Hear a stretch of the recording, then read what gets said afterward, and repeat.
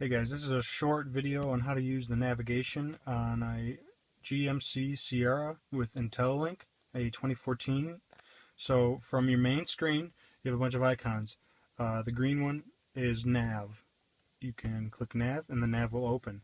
You got your nice little map there with your icons along the top. This will take you back to your radio. This will take you to your phone if it's paired. This will take you to the nav which we're on, and it tells you we're pointing east right now. Now, just as you saw there, the icons on the whole thing just kind of disappeared. That's so you can see more of the screen when you have a destination input. So in a second here, it'll actually disappear again, and all you gotta do is tap the screen once to bring up all the menus and the icons and whatnot. So up here is the exterior temperature. If you click that right like that, in any screen pretty much, it'll show you the HVAC information. If you click your clock up here in your top right hand corner, it's going to bring up an analog clock with the date. All you got to do is click anywhere on the screen to go back. Down here in this right hand corner, there is a radio indicator, so it'll tell you what channel you're on and the song. There it goes, disappears, as you guys saw. The song you're on, the artist that's playing, and whatnot. So I'm zoomed out pretty good here in the map, and you can just kind of see what's going on here. You can zoom in and zoom out. If you go to destination, this is going to be your main destination input screen. Right now I have it on address, which you can just type in the address. I don't know if you can see that, but I have 1600 West Addison up there. Anyway, so if I click go, I've already got it typed in. It's going to search for a minute and think about it. It might be a little slow because I'm in the garage. Usually it's pretty quick, but once it finally loads, the icon will come up right here, and you click it again, and then one more time you got to click go. It's just, there you go. So if you kind of just searched generally, you might get a bunch of different suggestions of nearby addresses for what you're gonna want, but since I'm pretty accurate, I can just do that. Now up here you can't really see it, but this says arrival is 8:06 p.m. It's a 52 miles away, and the address there, you could just save the address if you wanted, or you can just click go and it's gonna go. The route calculation and is complete. Start talking to you as well. And so it'll have the turns up here as you're going. Also have stuff in here if I get back to the navigation part of the screen. So it's telling me, to get to the nearest road. I'm just in my driveway right now. So that top one says end route, and the bottom one says voice prompts on or off. You can turn the voice off or on. So back to the screen here. I ended the route, so now we're just looking at the map again. And so to get all of our icons back, you can just tap the screen. Now, if you wanted to just look around the map, you can just kind of drag your finger around and, look at the map wherever you're at. If you click reset, it is going to take you back to you having centered. You can zoom in, zoom out. It'll show you your scale right there, so scale to whatever.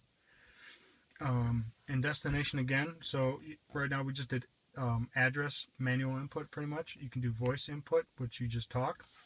You can do recents, which will show you a bunch of locations of your recent address. You can do contacts, which actually, if you save contacts to your vehicle, not even if you have your phone paired, you can save contacts, add contacts. So I have my home address and my work address. This is in the phone app of the MyLink. So even if you don't have a phone Bluetooth connected, you can add contacts with addresses and whatnot into the phone. So we're just going to use our shortcut to go back. So back here on the nav screen, back into destination, you can click contacts to an address that you have saved. Recents again. Point of interests will tell you all sorts of like banking, community, gas stations. It'll tell you points of interest on the map. It will just show a little icon up there.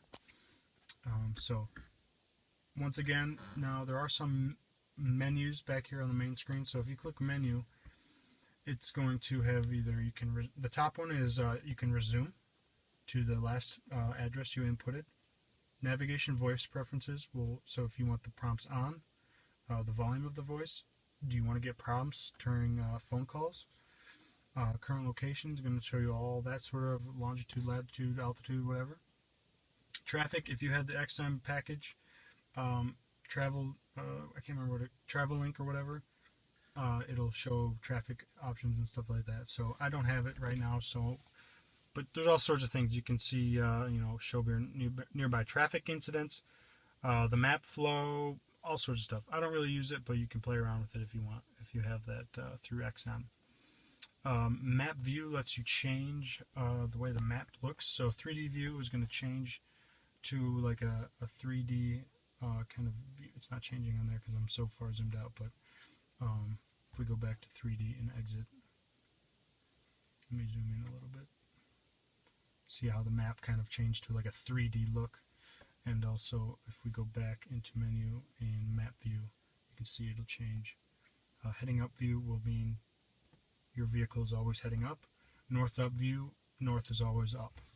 This is changing the audio information in the bottom right hand corner. You can turn on and off. Day and night mode just brings the screen brighter or less bright. Auto works pretty good, I find.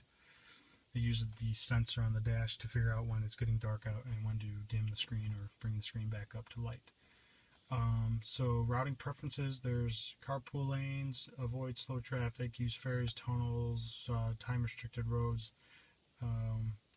Back to the top, route style. You can change, you know, fast, eco-friendly, whatever. Toll roads, freeways, carpool lanes, whatever. Lots of different routing preferences there. Also, your point of interest icons to show which ones you want to show. Right now I have fuel and food and nightlife plugged in, but if you want to select whichever ones you want in there, you can. Let's see. Personal data will allow you to delete your address book and delete recent locations if you're hiding that one from the wife. So go ahead and exit. That's pretty much it for the nav. It's pretty easy to use. It works pretty good, I find. Having the directions pop up right there is also nice. I usually turn the voice off just because she's kind of annoying, but that's just me.